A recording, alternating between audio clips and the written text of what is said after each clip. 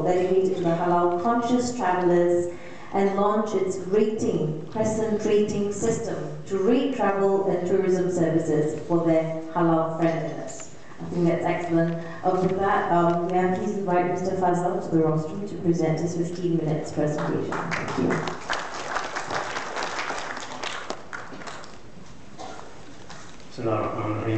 Assalamu alaikum, and a very good morning to all of you. Thanks a lot. I think we heard quite a bit of macro level discussions right now. I'm going to go a little bit deeper on the product level and what you can do right now. Of course, I think, we talked about open skies, we talked about visa issues, we talked about infrastructure. All that is absolutely important to develop the market, but I'm going a little bit deeper into what you can do with certain products that you have now. I'm sure all of you are now very familiar with this number, 126 billion. It's been said in every major newspaper that you can think of. Everybody talks about Muslim travel, they talk about 126 billion. Basically, it comes from a report, actually, a joint report that Crescent Rating and Tina Standard did and released last year. So this is the most comprehensive report which is available currently in the market to understand this, the Muslim travel market numbers. Anyway, I'm going to give you another number today, which is 130 billion. Okay? Sorry. If this works, that is. Okay, I have to get this direction right. In the morning, it's slightly difficult. Yeah. Okay. 130 billion. That's, I don't want to still start talking about 126 billion because it has been already mentioned a billion times. So let me start a new number. 130 billion. That's the number for 2012. My discussions today basically is going to be this. How much of that is actually being spent in OIC destinations, and what can you do to improve that number? That's basically what I'm going to try and present to you. Just a bit on the report itself. So if you want more information on the numbers, you can download the executive summary of our report. Go to our website, listenrating.com.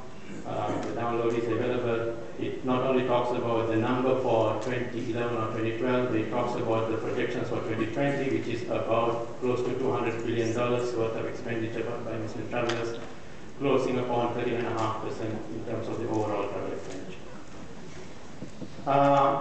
So 130 billion, 126 billion, everybody is now excited. That's why you see people like Japanese tourism releasing the Muslim travel guide, Gold Coast going on road shows in the Middle East to promote Queensland as the best place to spend your Ramadan. It's cooler out there. You see the Hong Kong tourism board talking about how nice it's come to Hong Kong. Taiwan was a recent work that I did with Taiwan, where they are, Taiwan aiming to attract Muslim tourists. New Zealand, last year I did some work with them. They made a complete roadshow in 5 cities, in Auckland, Christchurch, Queenstown, Wellington, and Rotorua, basically educating their travel industry on how to, what are the intricacies of this market and how can they develop the business. So there's a lot of activity going on in the, I specifically picked here non-OIC countries because there's a lot of activity going on in the non-OIC countries in trying to attract the Muslim market. And the reality is you hear less from the OIC countries trying to do something to attract the Muslim travel market, except for Malaysia and except a little bit Turkey probably. How are OIC countries and non-OIC countries stacking up? You can go to our ranking. We do an annual ranking of countries and how halal friendly they are as a holiday destination. You can visit our website and see how they are stacking up in different OIC countries and non-OIC countries. We do destination ranking, holiday ranking, airport ranking. I'm not going to spend too much time on this one, so you can see how even the non-OIC countries are actually ranking much better in terms of being a halal-friendly destination for Muslim travelers when you even compare with the OIC countries. Okay, this is what I wanted to show. This is how the different, the 130 number stacks up today. You have 130 billion that they spent in 2012, out of which about 37% came from GCC countries. And they're only about 6 countries, but they make really the biggest impact in terms of the travel expenditure. You have about 38%. Not me. I don't have my phone. It must be your handphone, sir. No, it's off, unless it works in off mode.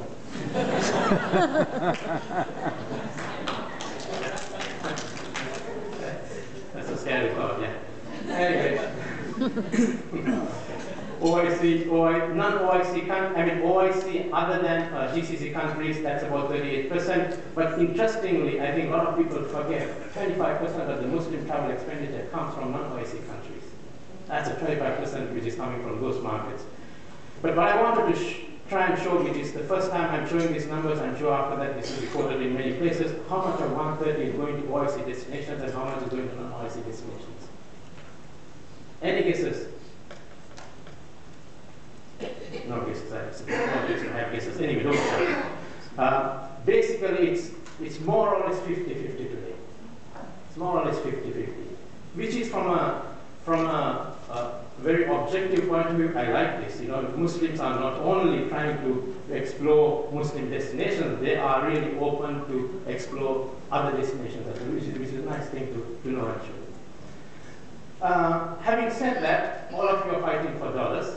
So the next few charts, I'm going to sort of talk about what OIC countries could do in order to improve their situation. That's basically what I'm going to quickly try and do in the next charts. But before that, just one more step or one more detail in the numbers. So you see that 37% I said GCC countries, OIC countries. You know, Southeast Asia accounts for about 10%, Indonesia, Malaysia, Singapore. But look at Western Europe. Germany, France, UK, Belgium accounts for about 7%, which is a huge amount of money out there.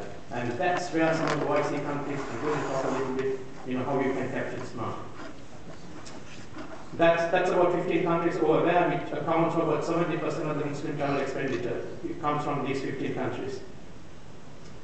What can the OIC destinations do? I think get the basics right. And really, OIC countries assume they are Muslim friendly, and you know, there is an assumption. You know, we are a Muslim country. You know, everything is okay here, but I can tell you, not everything is okay. There's a lot of work to be done to get the basics right. What are the basics? You know, just I think we talked a little bit. And in present rating, we basically have, in order to get it easier for the industry, we just sort of categorize the needs of the Muslim traveler into 3 categories: need to have, good to have, nice to have. Need to have anything to do with halal food services. You need to have some level of halal food services. Prayer facilities, it's a must. I tell the destinations, if you can't handle these 2, forget about doing anything. Don't waste your money. Don't waste time. Do something else. Right? Good to have. You need to have something to do with water features, water facilities in washrooms. You need to be able to cater during the month of Ramadan. This is good to have. Nice to have all those features of segregated swimming pools and all that, non-halal activities. Nice to have. There is a niche market out there for that, but that's nice to have. The reality is, all these for OIC countries, easy to have, but somehow it seems to be difficult. Yep. Okay. For me, all this it applies across all the value chain of travel industry. It starts with your airport, it's accommodation, it's your transport systems, and I keep repeating this, and all praise to Malaysia. I think they are the most halal friendly highways in the world today, without any doubt. And, you just have to take on a highway in some of the Muslim countries, and they might have some prayer places, but believe me, they're in a different state of friendliness. Those prayer places are. So they need to come to Malaysia and take a lesson on that. Just one more information on what we do, and I'll just quickly say that later as well. our rating is based basically on these 6 things that I described earlier. Our rating of destinations, hotels, and everything is based on these 6 needs that I mentioned earlier. Okay, get the basics right. Leverage the Umrah market. There's a huge Umrah market out there. By the way, 126 billion, I forgot to tell you, 126 billion, 130 billion that I keep mentioning does not include the Umrah expenditure. This is only leisure and business outside of Umrah market. There's a huge market. Umrah market is growing every day, and there's a huge opportunity, especially for those countries which are in the line of going from Southeast Asia to Makkah or any other country which has in that region. There's a huge opportunity to leverage the Umrah market. Indonesian Umrah market, Malaysian Umrah market. I think there's not a lot of effort being done there. Of course, air connectivity is absolutely important to leverage on that, but that's a huge market. That we can start with non-OIC countries and other OIC countries. Of course, GCC countries probably can't do much with this market. I mean, when I say GCC, outbound. One important other factor, which is the 25% of the non-OIC market, is to develop Islamic heritage tours. There is a huge opportunity here because the young Muslim population of these countries want to rediscover their history, rediscover their heritage. And there are tour operators who are now like Crescent Tours, for instance, that John mentioned, and there are other tour operators who are actually focusing on this market, developing products and services to try and capture this market. Muslim-friendly leisure packages, for me, if you want to develop this, you really have to get your basics right. You have to get your basics right. Otherwise, at the end of the day, Muslims will not travel. I will not travel just because somebody has a halal food in a destination X. I travel to a destination because I want to enjoy the destination of its authentic experience. But I don't want this, I want to go and experience the authenticity of that destination, but I don't want to be troubled with finding halal food in the destinations. You see, the issue is that you have to have a travel product which you can sell, all right? But in order to do that, you need to have the basics right. Okay. One market, I think, for OIC countries is the nice-to-have features, because this market, I think, Turkey is a destination which is absolutely making a real go at this one. They are having resorts which are, much more Muslim-friendly, beach resorts and all that. They are really focusing on and getting this market out there. So there is an opportunity for OIC countries to do that. Mobile, I think, Doctor spoke in the morning, at the end of the day, today's youngsters are online. They are on mobile platforms. My colleague Danny Poldo later from Crescent Rating will talk a little bit on the internet and how we distribution on internet to this target market. But it's absolutely important. One example is what's happening with, we just released a mobile application, which is the world's first application to calculate fare times while on air. But look at this, we have downloads from 87 countries, and 60% of the downloads are from non-OIC countries. So this non-OIC market is a huge market, actually. I think that's basically just last chart, just to say what we do. We do a few things. We do research consultancy and training for destinations and travel services. As I mentioned, we do ranking, rating, and all this. This is basically the travel industry. We have a travel portal, mobile apps, you can go and have a look at. I'm sure some of you already know, crescentrating.com. That's basically us, and thank you very much.